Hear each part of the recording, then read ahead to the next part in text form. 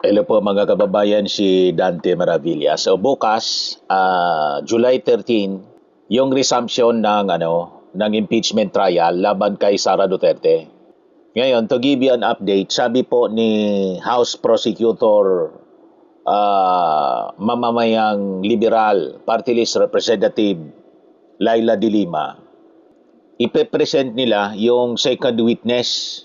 At itong second witness mga kababayan, ay inaasahan nila lalo na magdidiin kay Sara Duterte doon sa Article 4, yung grave threats na kanyang ginawa, pagbabanta sa ating Pangulong Bongbong Marcos. Doon pa lang anya Mr. Maravillas kay Kalilong, finish na si Sara Duterte. Yun na nga po. Kung doon pa lang kay Kalilong, finish na si Sara Duterte, lalo na ito, nasusunod na witness mga kababayan na ipipresent ng prosecution. Yan ang sabi po ni Dilima. The prosecution second witness to bolster case versus Sara Duterte. Ang susunod na ipipresent nila, mga kababayan, si NBI Region NBI Regional Director Jeremy Lotok. So Lotok will be presented as the witness of the prosecution after NBI Senior Agent John Mark Kalilong. Siya si NBI Jeremy Lotok, mga kababayan, katabi ni dating Director Santiago. Siya po yung second witness na ipipresent ng prosecution na panel sa Senate Impeachment Court bukas po. So sabi dito sa balita, De Lima recalled that the first round of testimonies made by Kalilong, where she noted that the senior agent played an important role in authenticating the video recording of Duterte containing alleged threats against President Ferdinand Marcos Jr., First Lady Lisa Marcos, and former Speaker Martin Romualdez. What will happen, sabi po niya, now, in the case of Attorney Jeremy Lotok, who is a seasoned NBI investigator and NBI lawyer, will explain why and how the evidence was assessed, the videos shown and authenticated, and the testimony of Senior Agent Kalilong. He will both be corroborating as well as adding certain aspects to the testimony of Agent Kalilong, especially in the investigation and results basis on their conclusion on why they referred it to the Department of Justice, sabi po ni De Lima. Aside from Lotok, the prosecution panel also wanted the House of Representatives Office of the Sergeant at Arms, Captain Belinda Bello, in Office of the Vice President Chief of Staff, and Undersecretary Solaika Lopez to stand as witnesses for the second week of trial.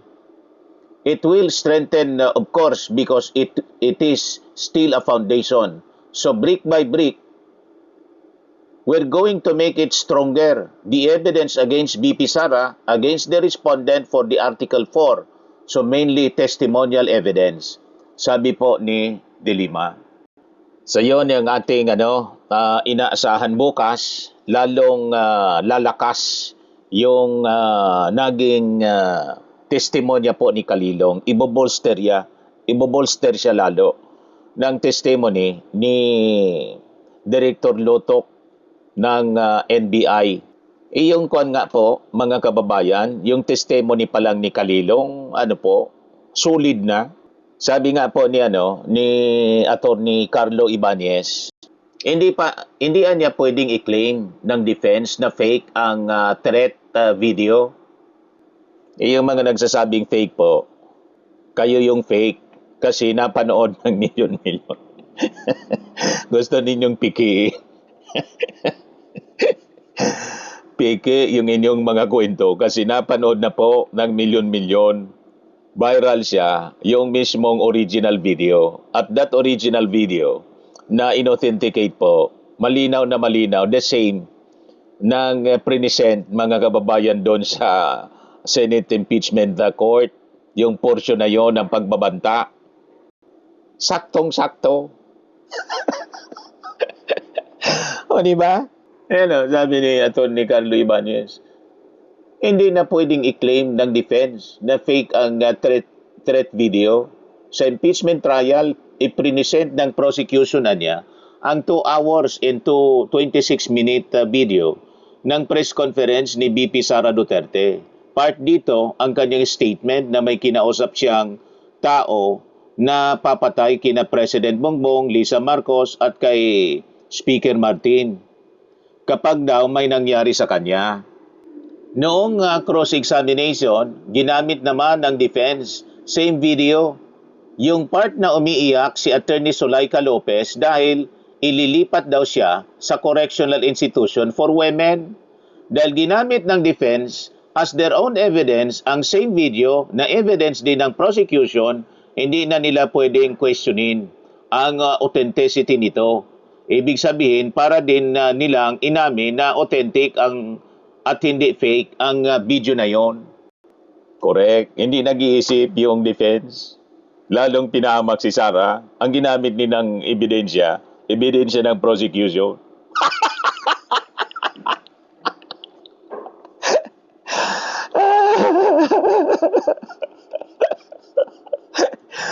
O, di ba? Mga kababayan, kaya kung ako si Sara Duterte, sibakin na niya yan na defense niya kasi parang yung defense team niya umanib na sa prosecution. Sumama sa pag-prosecute laban sa kanya kasi yung ebidensya ng prosecution ang siyang ginamit din ng defense. So yung question sa authentication, sila mismo nag-authenticate kasi ginamit na nga nila eh. Ibig sabihin, naniniwala sila na legit.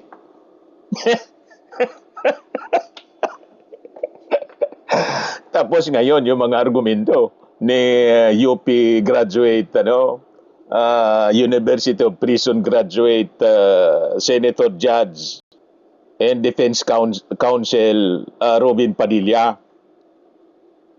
Ay, Defense Counsel. Senator Judge lang pala, hindi Defense Counsel. Umaakto kasing parang Defense Counsel. Parang si Alan Peter Cayetano at kapatid niyang si Pia. Nag-aabogado na. Parang si Bato de la Rosa, nag-abogado. Mga kababayan, motion to dismiss siya. Malinaw na malinaw mga kababayan ito mga DDS senators. Puro bias. Yan sabi po ni Atty. Carlo Ibanez, hindi na niya pwede nilang questionin kasi ginamit nga nila. So ibig sabihin, naniniwala silang authentic siya.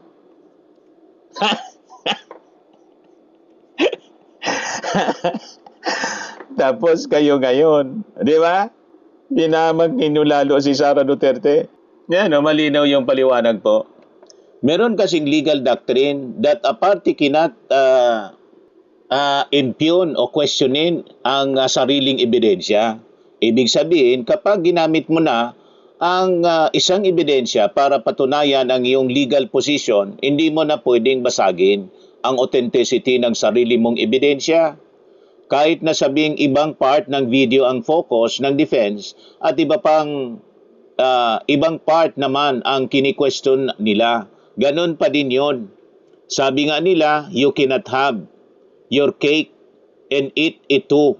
Hindi pwedeng fake ang part na nakakasama sa legal position mo pero authentic ang part na nakakatulong sa'yo.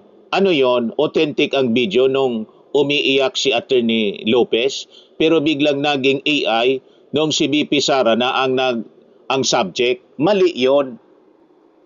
So since ginamit nila ang video as their own evidence, hindi na nila pwedeng sabihin fake ito. O ano kayo ngayon? Di ba pinahamak ninyo si Sara? Sabi ko sa inyo, noon pa, na sa pag-defend ninyo kay Sara, kasi si Sara po, ang hirap ni Sarang i-defend. Ang hirap niyang ipaglaban kasi yung ebidensya galing mismo sa bibig niya. At na-record po ng Zoom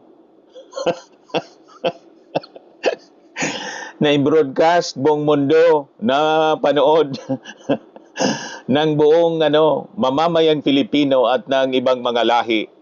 Viral po yung kanyang pagmumura, pagbabanta sa ating Pangulong Bongbong Marcos, pati yung pag-iyak ni Sulaika na nag-trigger sa kanyang pagbabanta. Lahat yun napanood. At hindi pwede ninyong sabing AI ngayon kasi ginamit na ninyo as authentic. Ginamit ninyo sa defense eh. O di, kung ginamit ninyo yon, ang ibig sabihin, sabi ni Attorney, Attorney Carlo Ibanez, legit, pati kayo, naniniwala na legit. So, hindi pwede na yung pag-iyakan niya ni Sulaika, authentic yon, tapos AI yung kay Sara, yung pagbabanta.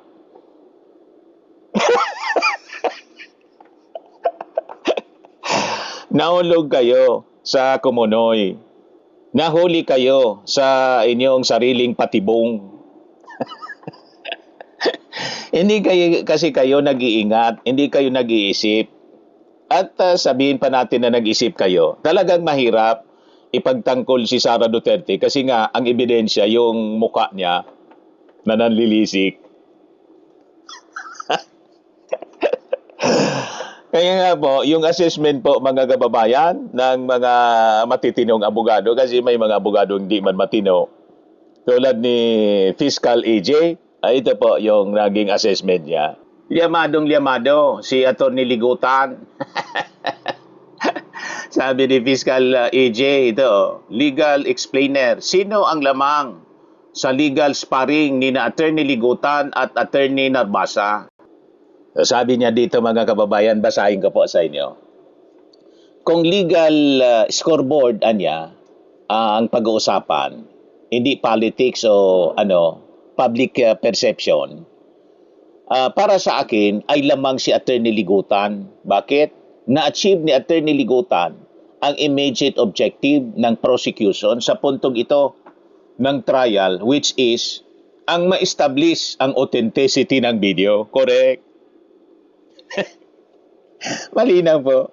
He successfully laid the foundation for the admission of one of the prosecution's key pieces of evidence.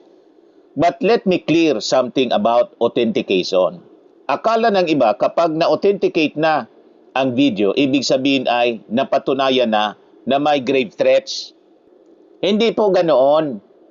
Authentication does not prove guilt or liability or talaga bang may grave threats. It only proves na ang video na iniharap sa impeachment court ay tunay at kapareho ng video na sinuri ng witness at hindi ibang video o altered na kopya. Mahaba pa ang laban. Authentication is just the first step.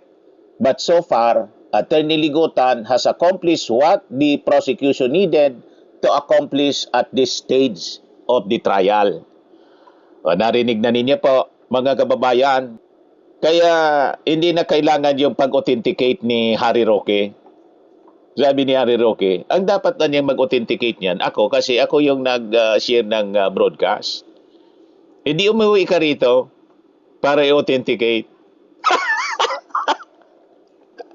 Pero hindi na kailangan. Pero kung gusto mong uwi, mas maganda para maipasok ka na sa hawla. May warrant of arrest ka, di ba? Siyempre, hindi ka man uwi. Pero hindi na kailangan yung authentication mo po. Ni-authenticate na mismo ng defense.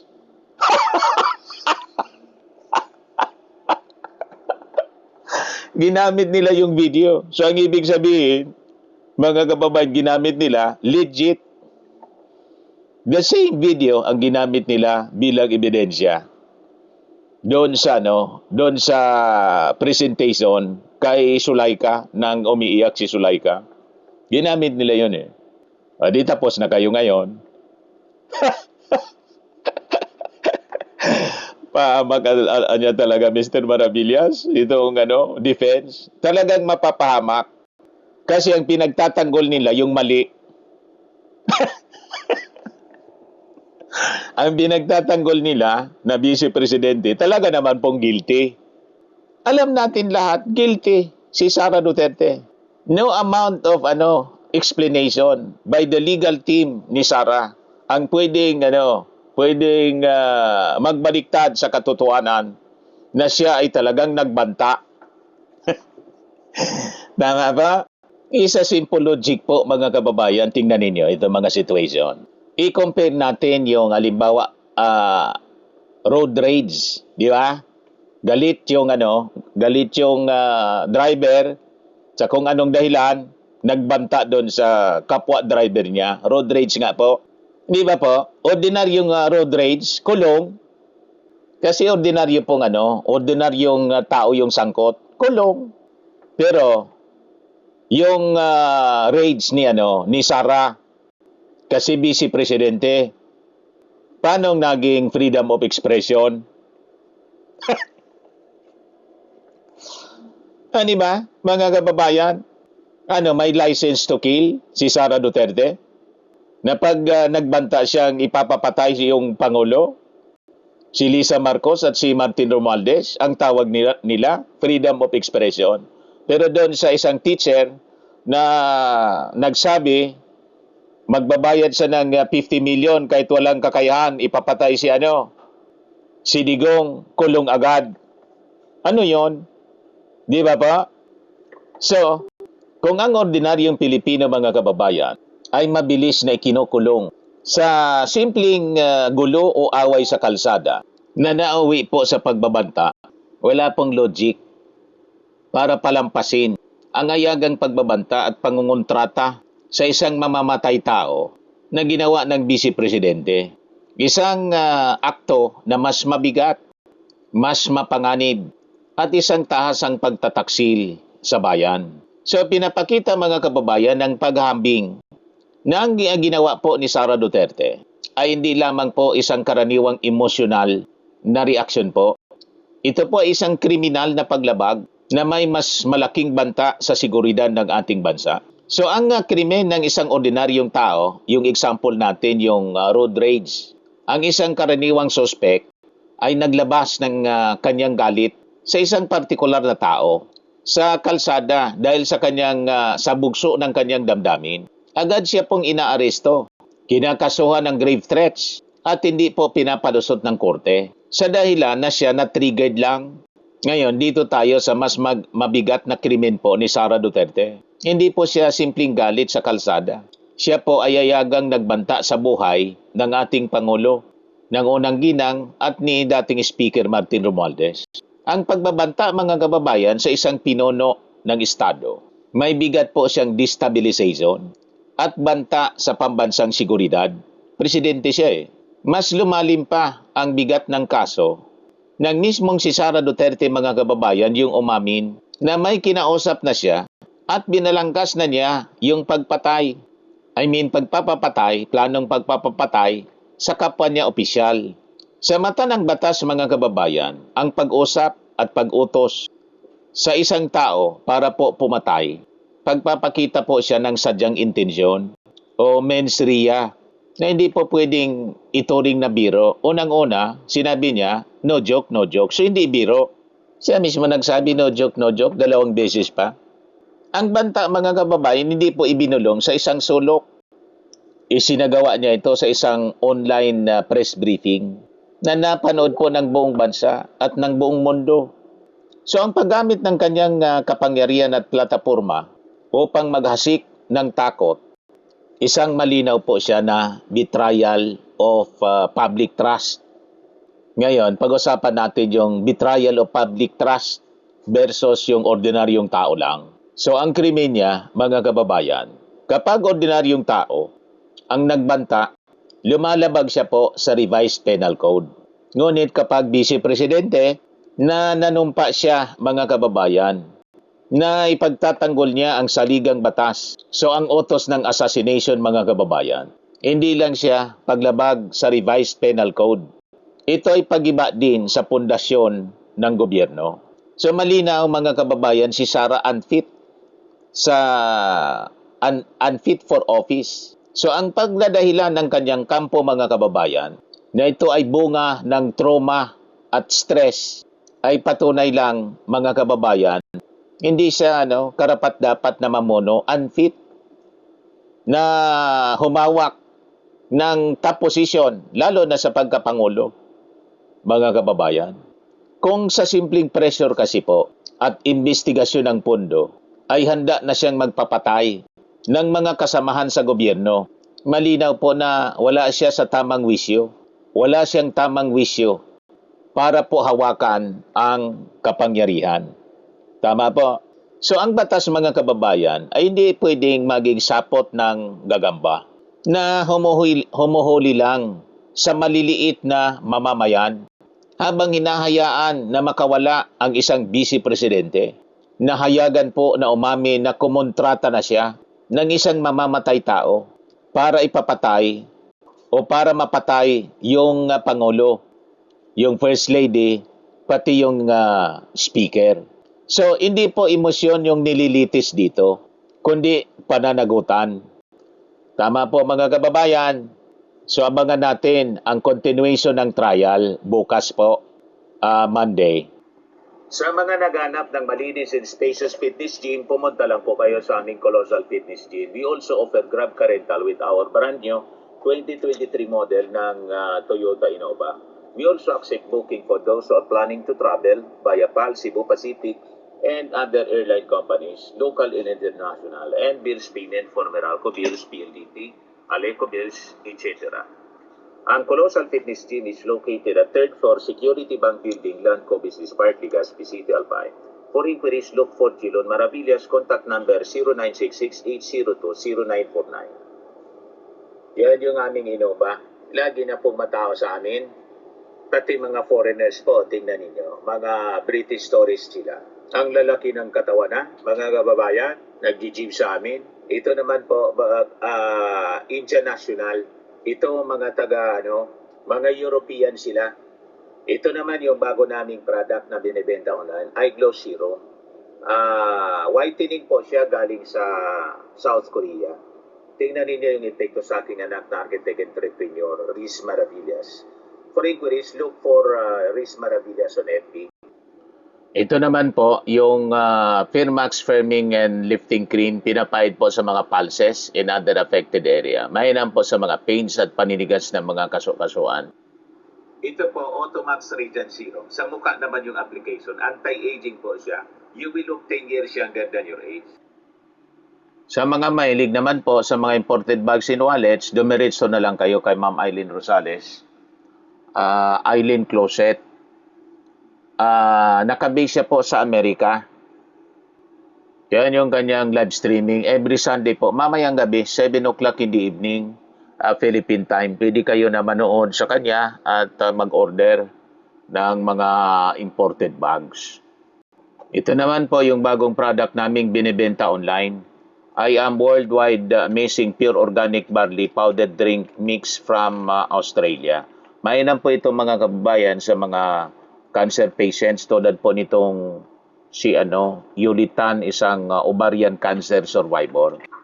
Sabi niya, barley did not just save my life, it gave me a new life. In 2019, Julie faced the fight for her life. Through surgery and harsh chemotherapy, I am worldwide amazing pure organic barley became her source of strength. It boosted her immune system when she needed it most. It gave her the energy to keep going. 100% organic siya po, immune system booster, trusted by survivors. For your inquiries and orders, dumiretso na lang kayo sa aking anak na architect entrepreneur, Riz Maravillas.